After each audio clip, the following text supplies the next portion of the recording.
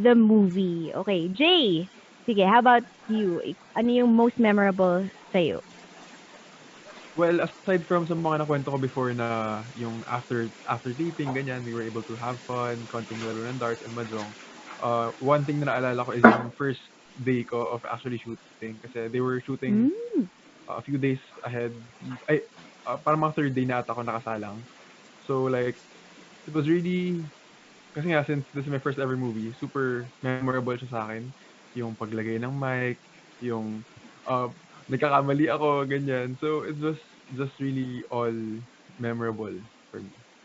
Kumbaga yung little details, you're Mm, absorbing it kasi first yes. time. Oo. Okay.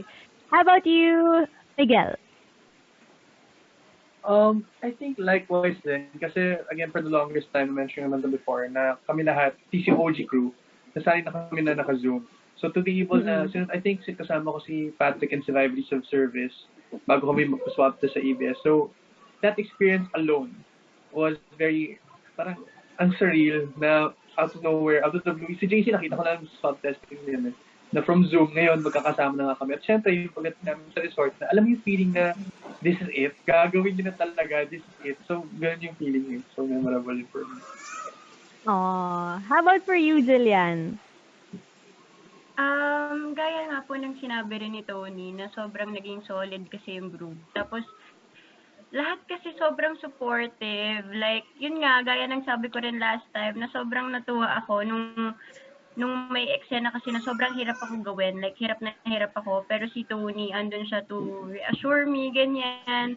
Pati, yung ibang ka, si Marcos, si JC, yan, si V, si Meg, si Direk, pati si Direk, si Ate Nylen, si Direk Peterson, lahat. Kasi nga harsh ako sa sarili ko. So, tsaka minsan gusto ko yung perfect, yung best ko talaga yung nabibigay ko. Kaya ganun. Kaya happy talaga ako sobra na sila yung naka-work ko dito. Kasi nagkaroon nga ako rin ng new family. Thank you guys. Thank you sobra. Yes, so yun yung unforgettable for you. You got a new family here. How about for you, Marcos? Well, para sa akin, I really enjoyed the whole experience. Like being back working. As soon as I arrived on the set, grabe. Everybody was so welcoming, and I was actually very nervous to start because it's been my first time. It was my first time taping and being in front of a camera for a long time. But the nervousness kind of went away nung naging close ko lahat when we all kind of knew each other. We had fun. We had times together. But the most memorable thing that I still think about is probably waking up in the morning, getting knocked on the door, bis na po, yung ganun. It just kind of brings me back, and yun tuloy, gusto ko na ulit magtrabaho. Akala ko gusto mo na ulit gumising ng maaga. Sana But hindi. yeah, you were talking nasa ano ka pa, nasa UK ka pa, and you were saying you're going to audition, you're going back to the Philippines to audition for a project. So ito pala yon. So where is it naman pala ang pag-fly mo dito sa Philippines? Okay, now let's welcome our next friend from the media from Subo.ph, Levi Lumapas. Hello, strangers. Hello, the cast. Congrats the Aisa movie to everyone. So my question is, I would just like, this is to anyone. How has the new normal of set days affected or changed your routine as performers? Like, especially from the transition sa series na it was virtual, then it became to like, um, sama-sama na with the other cast. Okay, sino yung gusto mong sumagot niyan? Levi. It's for anyone pa. Okay, sige. Who would like to answer? Si Tony, nakita ko bigla siyang tumango eh. Nung sinabi yung, yung question eh. You nodded eh. So, I was just intently listening. I was like, yeah, oh. yeah. But I can answer it, sure. Mhm.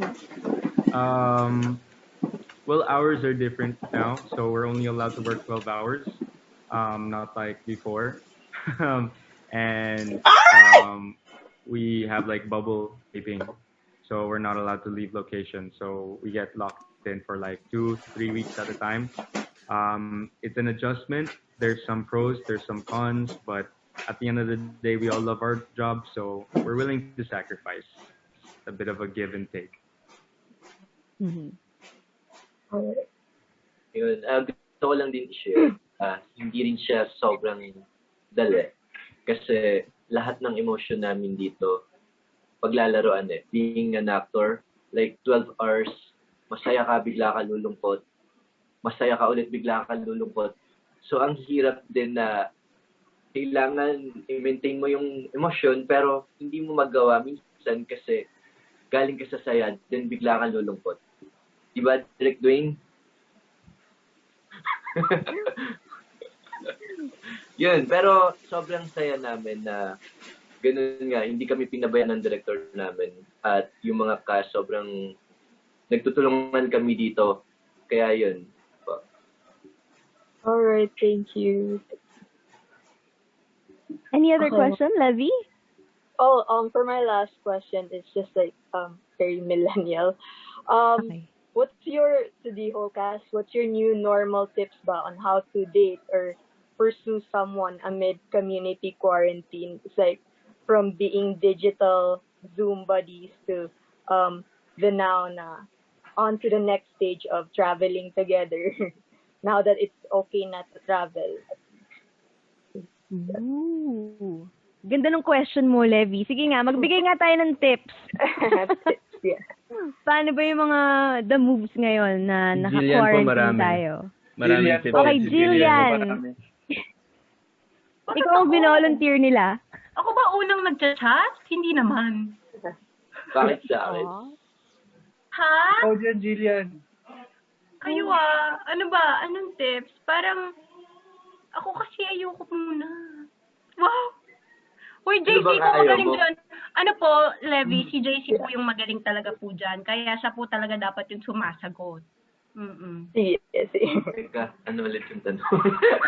Dating tips daw, JC. Dating tips. How to date on new normal? Yeah, and it's New normal dating tips. And a new Bakit normal. sa akin? Hindi nga ako nakikipag-date Hindi nga. Hindi, I mean- paano tips ba to? Paano lalande? Paano yung tip? Ha? Like how to go on the Zoom stage to like going out stage na since okay nang travel ngayon.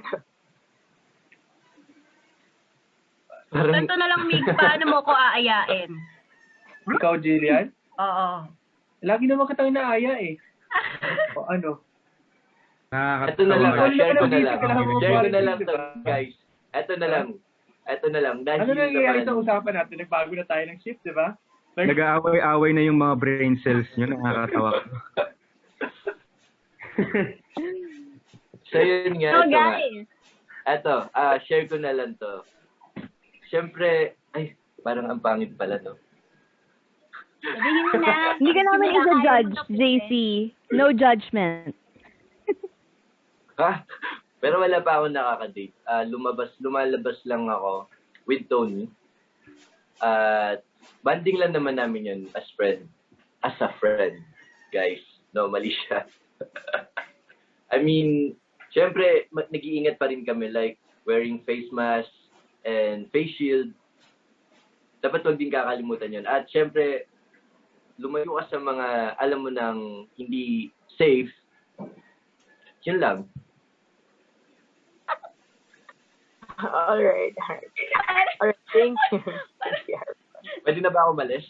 Wait lang. Gusto na niya mag-ano. Hindi kasi wala nag-share sa inyo. Alam ko naman na nagkipag-date din kayo. So, Yun na lang, ilaglag mo na lang daw sila, JC. Jillian? Tsaka, Hello, Jillian? Yes. Yes. Levy, satisfied ka ba dun sa answer nila? Okay na, if that's ganun, the safe answer. But congrats to everyone to the movie. Thank you. Thank you, VJ. Thank Thank you. you. Thank you for joining us. Levy Lumapas from Sugbo.ph. Okay, now we'll have Alan Sanggon from Stars Photog. Hi, Sir Alan. Please unmute yourself. There you go. Yes, nakamute pa po kayo. Ayan, okay na. So, good afternoon. Hello, strangers. Yun talaga yung bate, no? Parang strangers na. I just want to ask JC and Tony.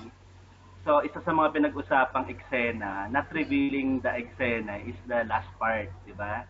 the last part of the Oo. scene. And how was your preparation for that?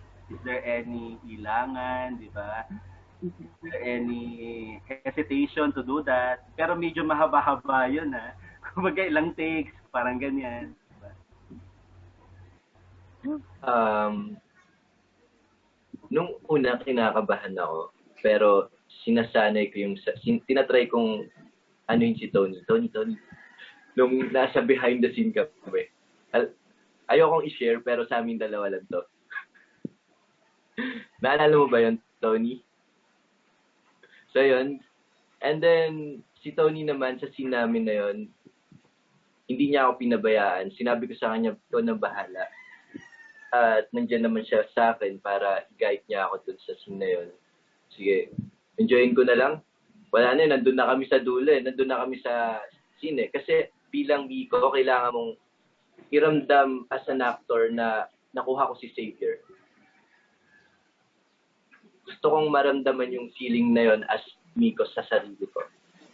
Na lahat ng pinagdaanan namin, lahat ng saya at lungkot, iyak, eto na yung huling scene namin na kinaabangan ng tao, ng lahat ng supporters namin. Kailangan kong ibigay yung justice for them.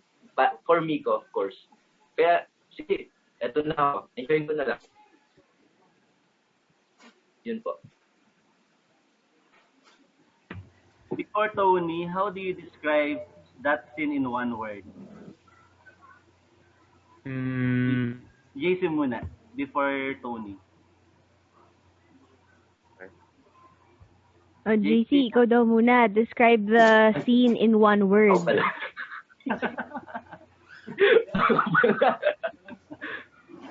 Saan ba? Sa scene na yon? Yes. Mm-mm. Passionate. Tama ba? Mm-mm. Tama. Sakto yun. Passionate. Glorious. Uy! Hindi ah. The glorious guy is real. Okay, Tony, your answer. I would say it was sweet.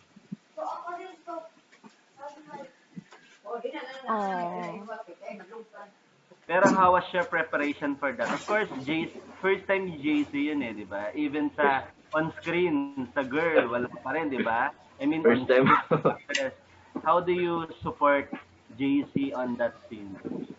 Siyempre, parang bahala ka na, Tony, sabi niya sa'yo, di ba? So, paano mo siya in-encourage na isa sa scene, di ba? Let's do it. How many takes yung mangyari? Parang ganyan, Tony. Okay, here's the thing.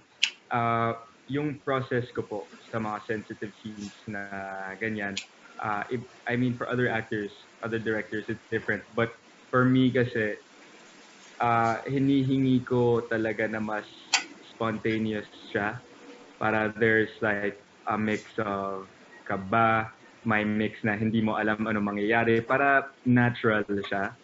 Kasi sometimes, even if it's a little weird or awkward, mas may kilig pa kasi it's a natural reaction. It's a genuine feeling. It's a spontaneous feeling. So, for me, I didn't really prepare for it. I mean, I just tried to do my best, I guess. Siyempre, gusto ko lang magmukhang maganda yung ginagawa namin. Ayoko naman na, hindi, yung point kasi is hindi para magmukhang malaswa. Hindi, yung point lang talaga is to see na finally, yung dalawang characters na to sa lahat ng nangyari sa kanila, sa lahat ng pinagdaanan nila, finally, parang nagtagumpay na sila, nakuha na nila yung isa't isa. Finally, they get to be together, they get their happily ever after. So, what we did in that scene was really, it had to be tender, sweet, romantic. Parang it was like symbolizing them finally winning in their story, them finally being together. So, alam mo yun, for me, I like being spontaneous na lang. Ayoko siyang i-practice eh. Alam mo yun, parang walang, uy, gawin natin to. Tapos, wala masyadong ganyan. sa walang parang word. Sabi kasi ni JC, di ba, parang